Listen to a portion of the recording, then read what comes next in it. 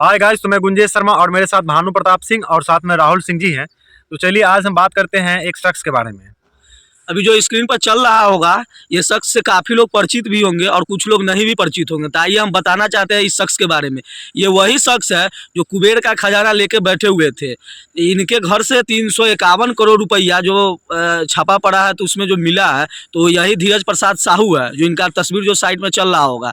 ये वही शख्स है जो पेट्रोल महंगा के कारण ये अपने ट्वीट पे और सोशल मीडिया पे जो भी प्लेटफॉर्म है उस पर ये बोले हुए थे जो तेल कम है, इसे तेल इतना महंगा हो गया हुआ है पेट्रोल, इसलिए हम लोग साइकिल से चल रहे हैं और इतना पैसा रख के ये बोले हुए हैं। और सीधा बीजेपी या कोई भी अदर पार्टी का हम किसी का नाम नहीं लेना चाह रहे हैं, लेकिन सीधा निशाना तान रहे थे। ये वही शख्स है, इनके घर से 351 करोड़ रुपया मिला है और इनका जो है प्लेटफार्म जो है, जो आप बताइएगा, ये कुछ दिन राजनीतिक जब करने आए थे, सांसद का चुनाव था, उस समय ये 94 करोड़ दर्शाए हुए थे अपने प्रॉपर्टी का। नॉमिनेशन फाइल में 94 करोड़ रुपया दिखाए हैं जो मेरे पास है संपत्ति। हाँ। अच्छा, एक बात बताइए, इनके पास जो 351 करोड़ रुपया है तो बाकी का जो पैसा जो ये दिखाए नहीं है, एक तरह से माना जाता है ये ब्लैक मनी ही है।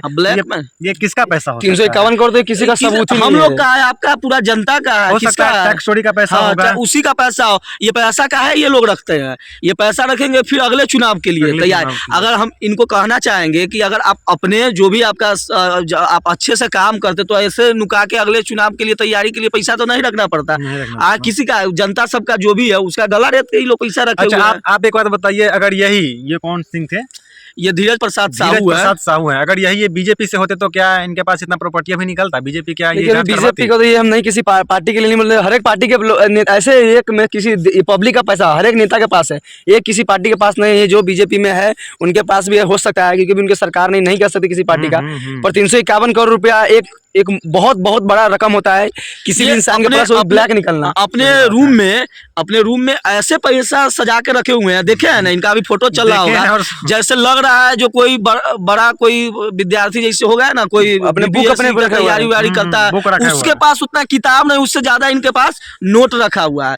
तो आप बताइए वो नोट किसका है? वो तो आप राजनीति में लेके, वो तो जहां से आए वहां से तो लेके नहीं पैसा, वो तो जनता का पैसा है, वो तो लेके आए नहीं ना, कोई भी लेके नहीं। यही अगर मान के चलिए बीजेपी पास भी रहता, हाँ हो सकता है बीजेपी के भी कोई नेता के पास होगा, चाहे भी है। अगर बीजेपी के पास, जब कांग्रेस की सरकार आएगी तो वो खोजेगी, हाँ वो खोजेगी, हो सकता है। आखिर है तो किसी न किसी भी नेता के पास जनता का ही पैसा है। इनका ट्वीट आप देखे हुए हैं, इनका ट्वीट का तो नहीं देखा, स्क्रीन पर चल रहा होगा ट्वीट, वो ट्वीट में ही काफी बेहद बात लिखे हुए हैं जो अभी सुनाएंगे ये पढ़ के। इसमें लिखा हुआ है जो नोटबंदी के बाद भी देश में इतना काला धन और भ्रष्टाचार देकर मन व्यथित हो जाता है। एक मिनट, मतलब नोटबंदी में उतना काला धन है, इससे ही काफी चिंतित है। क्या कि बीजेपी सरकार में नोटबंदी हुआ है तो इसमें इतना काला धन कहाँ से आ रहा है, इससे ही चिंतित है। इनका बात पहले सुनिए। और मेरी तो समझ में नहीं आता कि कहाँ से लोग इतना काला धन जमा कर लेते हैं। अगर इस देश से भ्रष्टाचार कोई जड़ से खत्म कर सकता है तो वो कांग्रेस पार्टी है।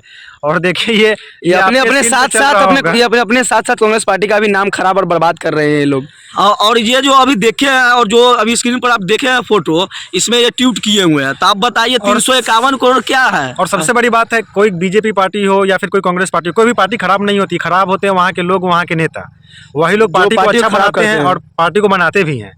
बहुत सारे राहुल गांधी जी के बारे में अगर कहा जाए तो वो मतलब ईमानदार टाइप के लोग हैं। जब पेट्रोल महंगा हुआ था तो साइकिल से चल रहे थे, साइकिल से चले तो दिखाना है पब्लिक को, दिखाना है। बताइए साइकिल से हम चल रहे हैं, घर पे 351 करोड़ रुपया, इसका क्या मतलब? वो भी ब्लैक है। क्या है आपका जो प्रॉपर्टी आप जो चुनाव के समय आप दिए थे उसमें तो 98 करोड़ के आसपास है, 98 करोड़ 94 करोड़ में जो, और अभी जो उतना आया है उससे कितना ज्यादा है, तो ये कहाँ से लाए आप बताइए?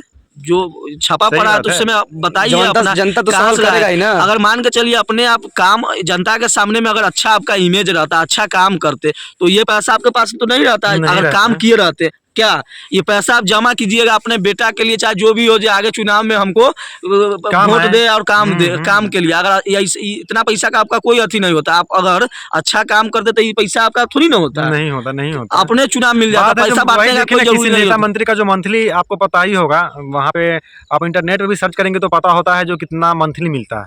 मासिक कितना होगा? 25, 30, 40, 45 बहुत हुआ, मान लिया 50,000 से 60,000 के आसपास होगा। और इतने समय में 300-400 करोड़ रुपया जमा कर लेना, ये सब कहाँ से होता है? कोई फंड, सब जनता का पैसा है, काम की बजाय कांग्रेस से ही सांसद है ये सांसद है। हाँ, धीरज कुमार साहू।